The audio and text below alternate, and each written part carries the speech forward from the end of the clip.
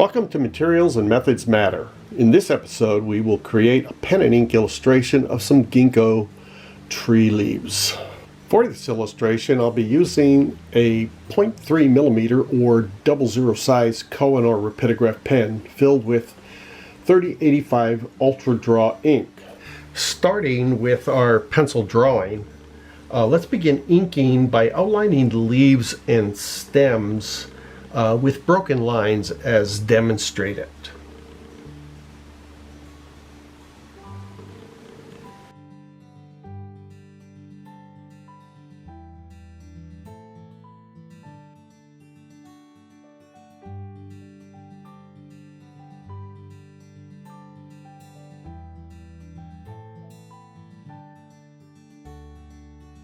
Before we begin inking in our leaves, here is a close-up reference shot of an actual ginkgo leaf. Notice the direction of the leaf veins. Using that leaf as a reference, let's draw in some guidelines for the direction of the leaf veins. You can do this with your pen, or if you're not used to inking, you might want to do this step with a sharp H pencil and just draw in some directions lightly. From here we will take our pen, and I'm going to use these as a reference, and I'm going to go ahead and ink them in. So the leaf veins all go towards the center. So I will put in these first.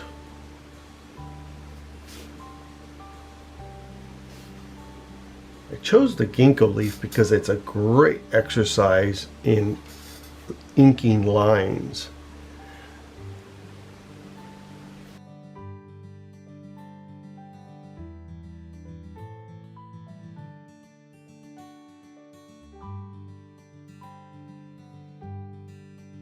Moving counterclockwise, I'm going to fill in this leaf that's next to the one, and I leave this one here so that you could see it as a reference for when we're putting in. So starting again with the guidelines, this will give us the direction of the veins.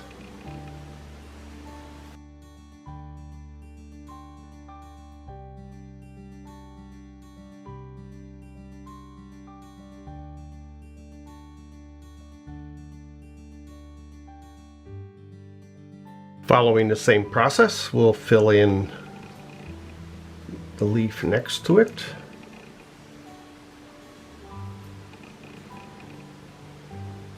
Again, I have my guidelines here.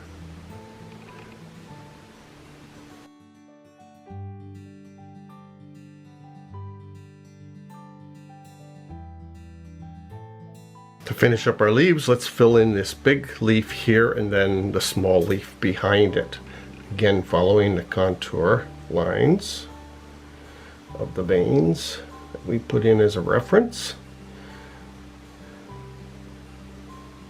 Notice that where the stem is, what I want to do is start and stop. Start and stop. Start and stop. That way you get almost a complete mark going through and you won't forget any lines in there.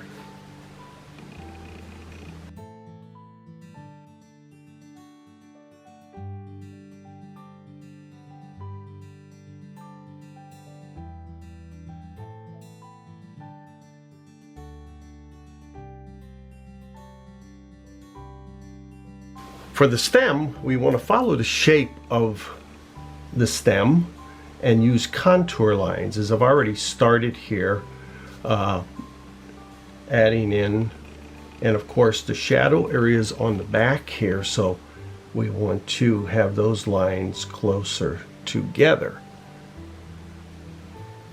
Also, the shadow is going to run on the bottom, so we want to do the same thing. We want to follow the contour of our stem, leaving space on the top of the lines because that's where but on the bottom we want to bring them closer together. So what I do is I follow up on the stem and then turn, and this will give us the illusion of a circular object.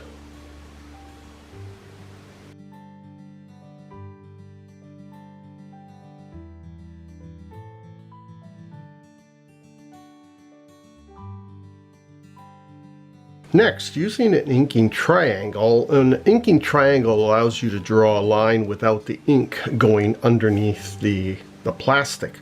So I've already drawn this first line, otherwise my head would get in the way of the video.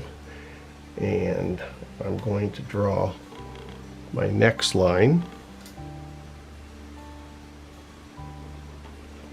It's always good when you're drawing with the triangles, get your head right over the top of it, but that's not always possible.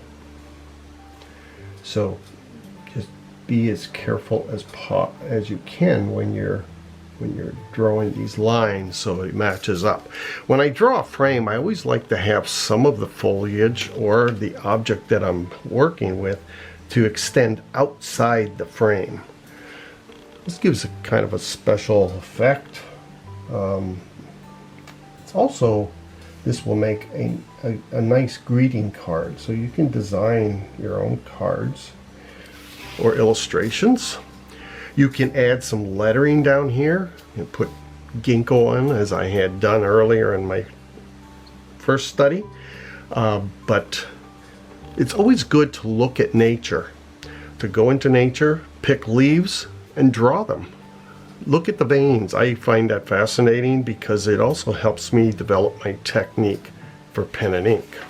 After I finish inking, it's always good to clean up, and I'm using the Moo soft vinyl eraser, and basically this will pick up any graphite that was left from the drawing, but make sure the ink is thoroughly dry before you do this.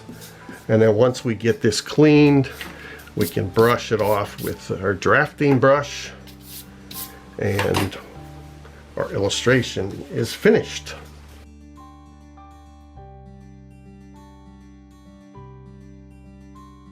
In the next episode of Materials and Methods Matter, I will demonstrate inking this snail with a variety of inking techniques. Materials and Methods Matter was inspired by my book, Making Art, Materials and Techniques for Today's Artist. For more videos on Materials and Methods Matter, as well as lesson plans and other instructional videos, visit Thalo.com.